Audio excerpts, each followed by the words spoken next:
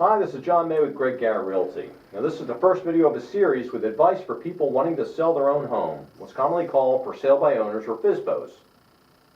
Now, if you've chosen to buy or sell without the assistance of a real estate agent, that means you're going to handle many of the details yourself.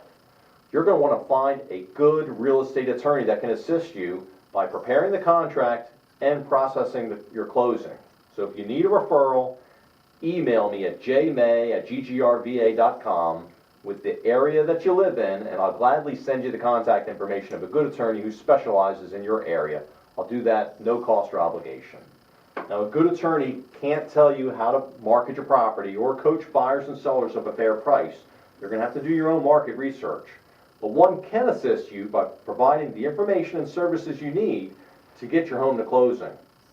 Now, because you've chosen to go it on your own, there are some things requiring your personal attention, and this video series should prepare you by explaining the settlement process and what's expected of you.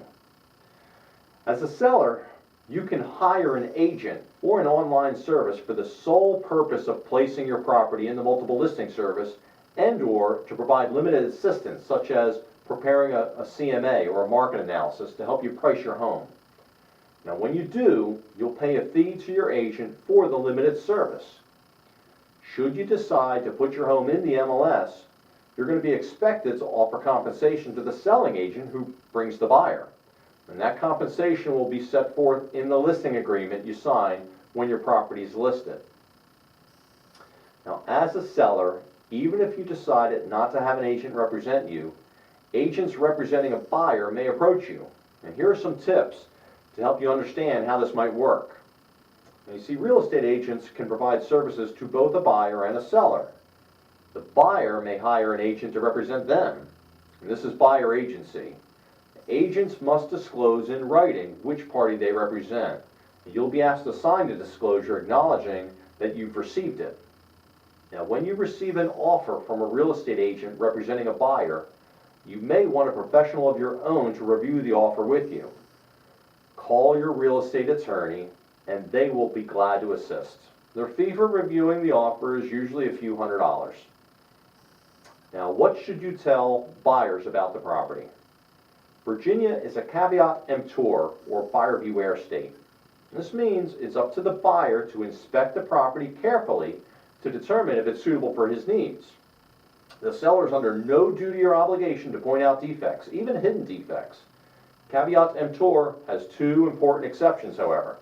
Number one, the seller may not mislead. The seller cannot do or say anything to throw off the buyer.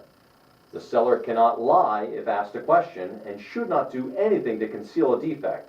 As an example, the seller should not put a pile of boxes against a wall to cover a crack or a damp spot in the floor. Number two, mandatory seller disclosure.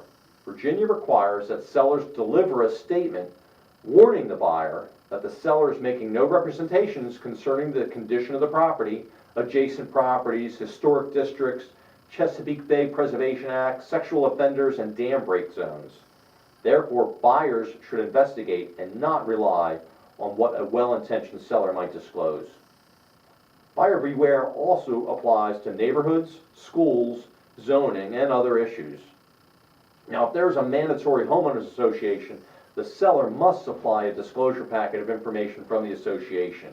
And this is explained in one of my future videos under prior to settlement.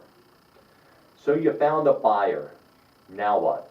Well, that's where we're going to pick up on For Sale by Owner Advice Part 2. For more information, you can join me on my free home sellers webinar.